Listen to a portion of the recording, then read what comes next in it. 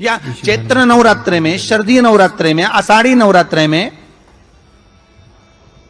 आदिक पौष नवरात्रे में हम शंकर की, हम जगत जननी जगदम्बा की जब स्थापना करते हैं, या हम नूतन घर का प्रवेश करते हैं, या गणेश जी की स्थापना करते हैं, या कोई दुकान को प्रवेश करते हैं, या कोई शुभ कार्य करने के लिए अग्रण्य होते हैं, तो हम कलश की स्थापना क्यों करते हैं? आज शिव महापुराण में शुरुआत में अपन शिव और पार्वती की यही संवाद को लेकर चलते।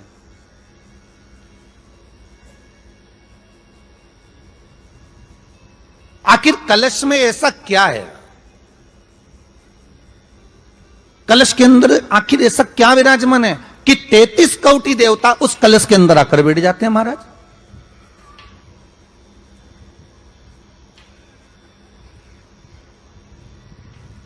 आप कोई यज्ञ करने जा रहे हो, आप कोई पोथी पुराण करने जा रहे हो, आप कोई अच्छा कार्य करने जा रहे हो, तो ब्राह्मण देवता कह देते कलश की स्थापना होगी, कलश की शोभा यात्रा निकलेगी, कलश यात्रा निकलेगी, कलश विराजमान होगा। और आज हर की पौड़ी पर, प्रयागराज में, या उज्जैनी में, नासिक में जो बड़े बड़े कुंभ के मेले होते, कुंभ का मतलब भी तो कलश से होता, उसकी महत्वता क्यों है?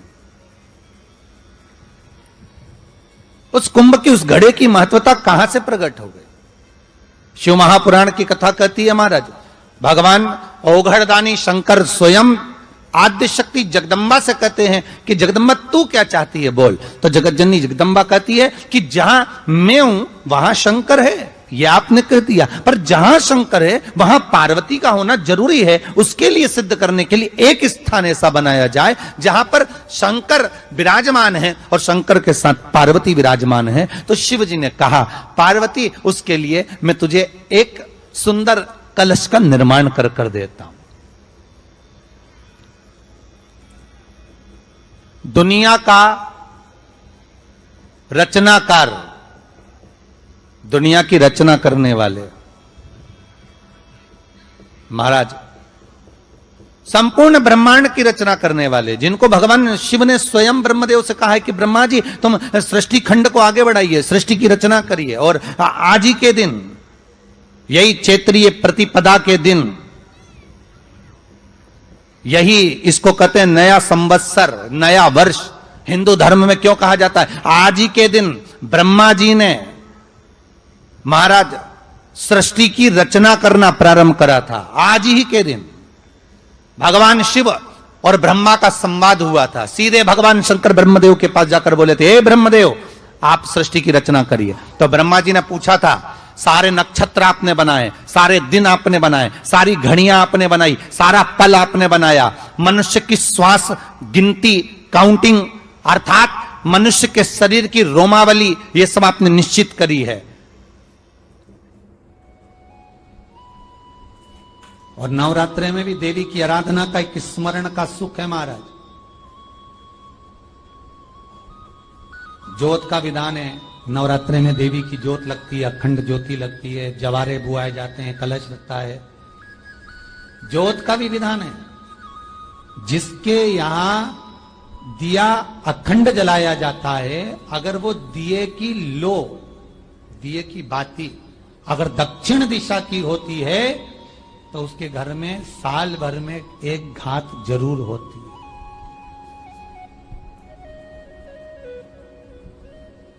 जो दिया अखंड जलता है उसकी बाती का मुख दक्षिण का नहीं होना चाहिए। अगर आपने देवी भागवत का स्मरण कराओ, देवी भागवत को अगर सुना हो, तो देवी भागवत में स्पष्ट किया गया कि पूर्व की ओर मुख करा हुआ दिया, अर्थात पूर्व की ओर ज्योत जो जलाई जाती है वो संपदा की वृद्धि करती है। पश्चिम की ओर मुख कर जो ज्योत लगाई जाती है महाराज, वो वैभव को देती है। और उत्तर की ओर जो मुख कर ज्योत जलाई जाती है, उत्तर की ओर जो ज्योत का मुख रहता है, वो आयु की वृद्धि करती है, घर में अकाल मौत को रोकती है।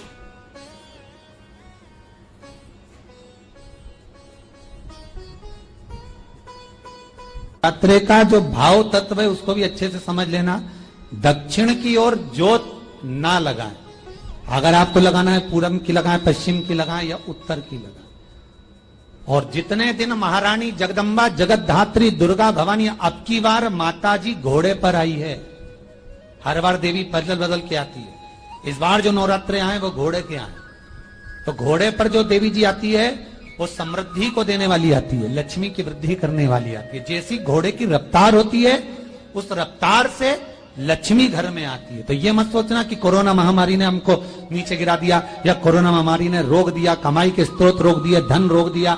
चिंता मत करना, मेरी मां जगत जननी दुर्गा भवानी अब की बार घोड़े पर आई है।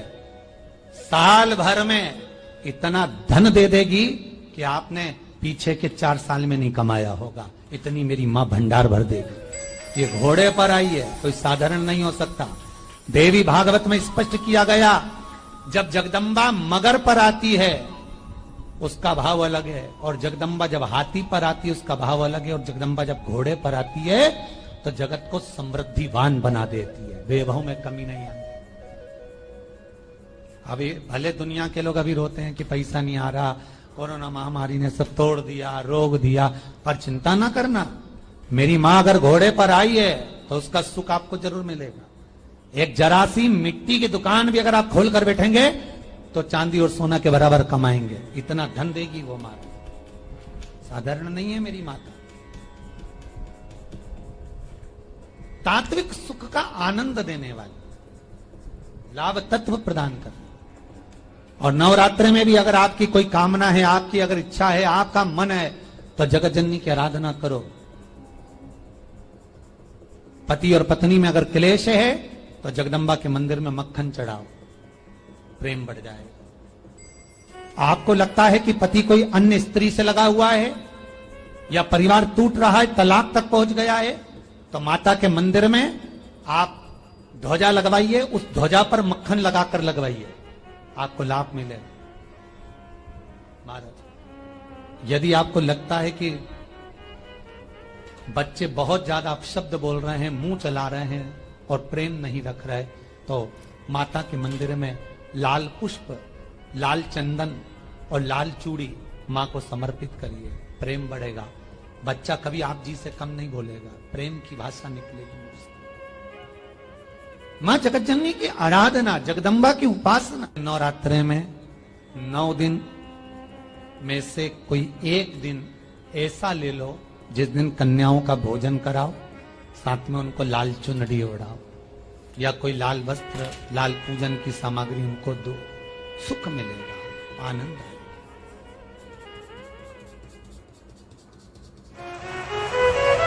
और एक लोटा जल जैसे ही महादेव को चढ़ाने के लिए जाती है, महादेव समझ जाते हैं इसने फोन लगा दिया महादेव को, और महादेव को फोन पहुंच गया तो महादेव ने डमरू खड़काया।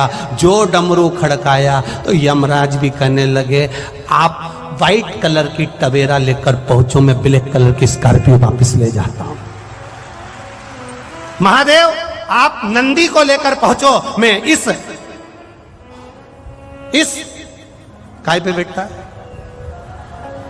अरे बोलो बोलो यमराज, भैंसे पर इस ब्लैक कलर की स्कॉर्पियो को मैं ले जाऊं। और अंत समय प्रभु आना पड़ेगा, वचन दिया तो निभाना पड़ेगा, आए ना आए प्रभु कुटुंब कबीरा, अंत समय प्रभु आना पड़ेगा, ओ वचन दिया तो निभाना पड़ेगा, वो वचन दिया तो निभाना पड़ेगा। अंत समय में वो आकर खड़ा हो जाता है। नवनिधि शिव महापुराण की कथा कर रही है, आपके भीतर का विश्वास जागृत करिए। जिस दिन आपके मन में आ गया कि एक लोटा जल चढ़ाने से होता क्या है,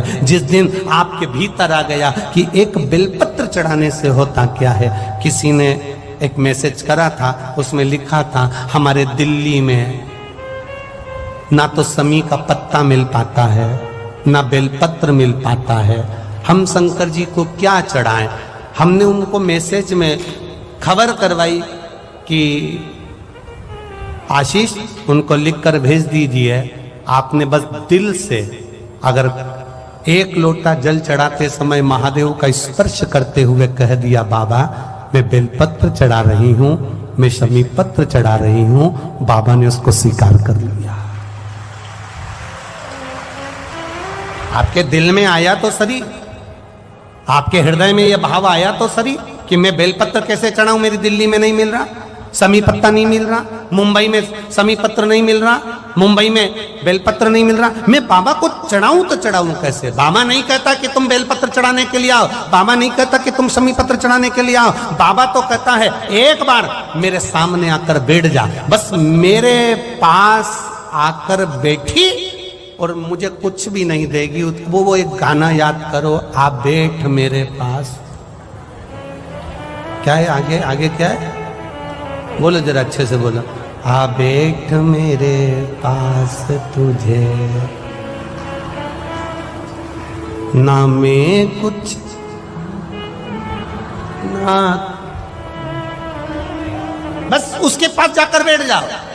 हमें स्तुति भी नहीं आती, हमें मंत्र भी नहीं आता, हमें कोई तंत्र भी नहीं आता, हमें कोई विद्या भी नहीं आती, हम बहुत विद्वान भी नहीं है कि तुम्हारी स्तुति कर सकेंगे, हम इतने बड़े पढ़े लिखे भी नहीं है कि हम तुमको मना सकेंगे, हम इतना बड़ा मंत्र नहीं जानते, हम साधना नहीं जानते, हम तंत्र नहीं जानते, हम कोई विद्या नहीं जानते, हम तो केवल इतना जानते आ बैठ मेरे पास तुझे देखता रहूं, ना मैं कुछ कहूं ना कुछ, बस उसके सामने जाकर बैठ जाओ और दिल से कहो बाबा भोला सब दुख काटो मारा, ओ भोला सब दुख काटो, उसे दिल से कह दो भोलेनाथ दया करना,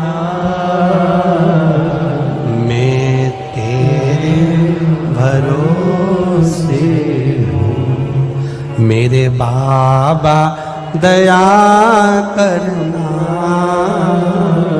मैं तेरे भरोसे, ना घर के भरोसे हूँ ना परिवार के भरोसे हूँ, ना घर के भरोसे हूँ ना परिवार के भरोसे हूँ, मेरे बाबा दया करना,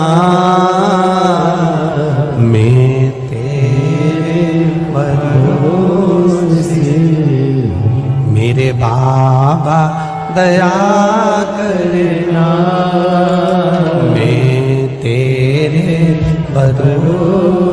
कुछ मत करो, उसके पास जाकर, आपके पास बेलपत्र नहीं, आपके पास समीर पत्र नहीं, आपके पास चावल का दाना भी नहीं, आपके पास में एक लोटा जल भी नहीं है, तो भी उसके पास चले जाना, बैठ जाना। पोता दादाजी को कुछ नहीं देता, देता है क्या? कभी पोते ने दादाजी को 500 का नोट दिया?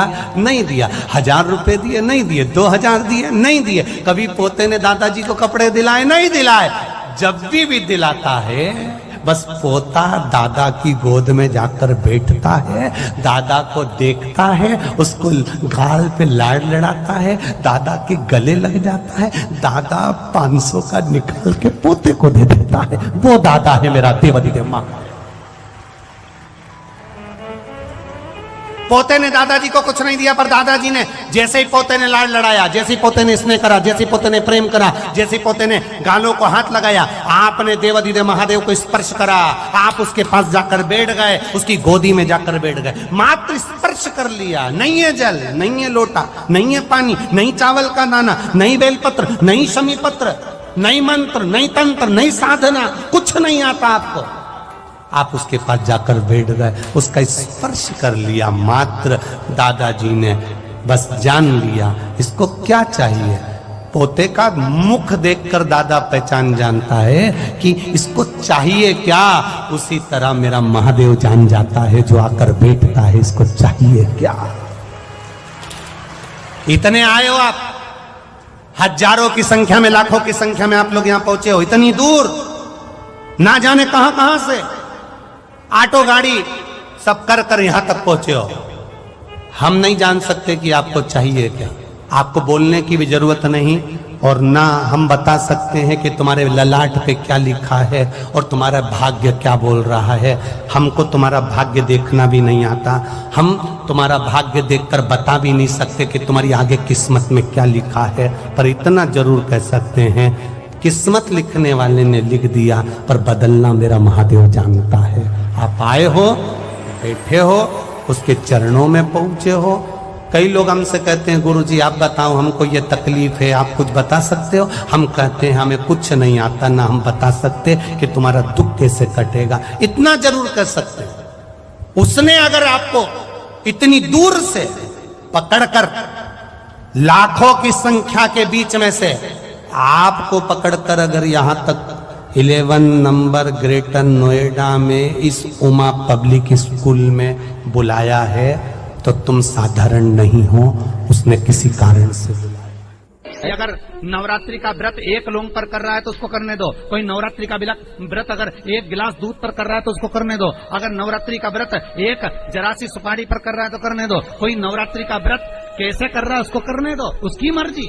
तुम्हारे घर में जैसा व्रत होता है, तुम्हारे घर में जैसा नियम होता है। और कितनी महत्वता कलश की महाराज, जिनके घर में ज्यादा रोग हो, बीमारी हो, ज्यादा तकलीफें आ रही हो, कष्ट बढ़ रहा हो, बीमारियां बढ़ रही हो, या भय लग रहा हो, डर लग रहा हो, हृदय चित्त में कहीं ना कहीं आपको भय का भान हो रहा हो, तो एक लोटा पानी एक कलश में जल भर कर रख लीजिए और रात भर उसको रखे रहने दो। नवरात्रि चल रहा है, उस कलश को रात भर रखकर सुबह सुबह उस कलश में एक बेलपत्र डालकर उस जल को नीम के पेड़ के नीचे, जहां नवरात्रि में नीम के पेड़ के नीचे सारी विद्याएं, आदि शक्तियां, सारी देवी उस नीम के पेड़ के नीचे विराजमान रहती हैं। उस कलश में एक बेलपत्र डालकर रात भर रखकर उस जल को पूरे घर में घुमाकर उस नीम के पेड़ के नीचे समर्पित कर दीजिए महाराज। घर में भय लगना बंद हो जाएगा, कोई बड़ी बीमारी आपको घेरेगी नहीं, और उस बीमारी से, उस रोग से आप मुक्त रहेंगे। उस बीमारी से, उस रोग से आप मुक्त पाएंगे, वो बीमारी आपको घेर।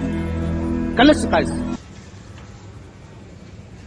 नवरात्रि में 9 दिन में से कोई एक दिन ऐसा ले लो जिस दिन कन्याओं का भोजन कराओ, साथ में उनको लाल चुनरी ओढ़ाओ, या कोई लाल वस्त्र, लाल पूजन की सामग्री उनको दो, सुख मिलेगा। नवरात्रि में देवी जी की जो बाती लगाई जाती है वो लंबी लगाई जाती है। लंबी बाती का प्रमाण अलग होता है। लंबी बाती क्यों लगाई जाती है? भगवान के मंदिर में दीप में, देवियों की पूजन में, लक्ष्मी की वृद्धि के लिए। कौन से देवता क्या लंबी बत्ती लगती है और कौन से देवता क्या गोल बत्ती लगती है, उसका भी प्रमाण बनता है। किसी देवी की पूजन करो तो लंबी बत्ती आती है, कुल देवता की पूजन करो तो लंबी बत्ती आती है। किसी मंदिर में किसी देवता को लगाने जाओ तो गोल बत्ती लगती है, उसका भी प्रमाण है। लंबी बत्ती जहां लगाई है, अगर लक्ष्मी के सामने लगाई है तो लक्ष्मी की लंबाई बढ़ती है, लक्ष्मी की वृद्धि बढ़ती है। अगर कुल देवता के नाम की लगाई है तो वंश की वृद्धि होती है। इसलिए हमारे यहाँ अमावस्या पूनम को जो पाटे माटे बढ़ाते हैं उसमें गोल बत्ती नहीं लंबी लगाई जाती है, जिससे हमारा वंश बढ़े। नवरात्रि में देवी जी की जो बाती लगाई जाती है वो लंबी लगाई जाती है, गोल नहीं। क्यों? क्योंकि जिससे माँ हम पर कृपा बना कर रखी, हमारा वंश खूब बढ़े, हमारे यहाँ लक्ष्मी की वृद्धि है। स्थिर बाती, गोल बाती लगाई जाती है ब्रह्मा के मंदिर में, इंद्र के मंदिर में, देवता के मंदिर में। तुलसी के सम्मुख में लंबी बाती नहीं लगती, तुलसी के सम्मुख में गोल बाती लगाई जाती है, जिससे स्थिरता का भाव केंद्रित। पीपल के वृक्ष के नीचे कभी लंबी बाती नहीं लगती, बड़ के पेड़ के नीचे कभी लंबी बाती नहीं लगती, आंवले के पेड़ के नीचे कभी गोल बाती नहीं लगती, आंवले के वृक्ष के नीचे लंबी बाती। आम के जो पत्ते जिस डाली में लगे होते हैं, वो डाली कोमल सी डाली, 11 टुकड़े महाराज एक कच्चे सूत से लपेटकर 11 बार, उसका भाग जब उसको लपेट लोगे इस तरह से इकट्ठा करके, आगे का जो भाग है 11 बार कच्चा सूत लपेटने के बाद जो भाग पीछे का आगे का कोई भी हो, उसको शहद में डुबाकर शिव जी को समर्पित कर दो। किस जगह पर रखना है? अशोक सुंदरी वाली जगह। अशोक सुंदरी की जगह जानते हो आप लोग, पहले भी आपको बताया है, आज फिर आपको वर्णन कर दूं। जैसे ये गोल जलाधारी है, ये शिवलिंग रखा है, ये दो जहां से पानी बह रहा है बाबा के चरणारविंद, राइट में श्री गणेश जी का स्थान, लेफ्ट में कार्तिकेय का स्थान, बीच में अशोक सुंदरी की जगह। शंकर भगवान की 6 लड़कियां हैं। भगवान शंकर के 13 बच्चे, 13 बच्चों में से 6 लड़कियां, उस 6 लड़कियों में से एक लड़की का स्थान, भगवान शंकर की एक बेटी का स्थान अशोक सुंदरी का स्थान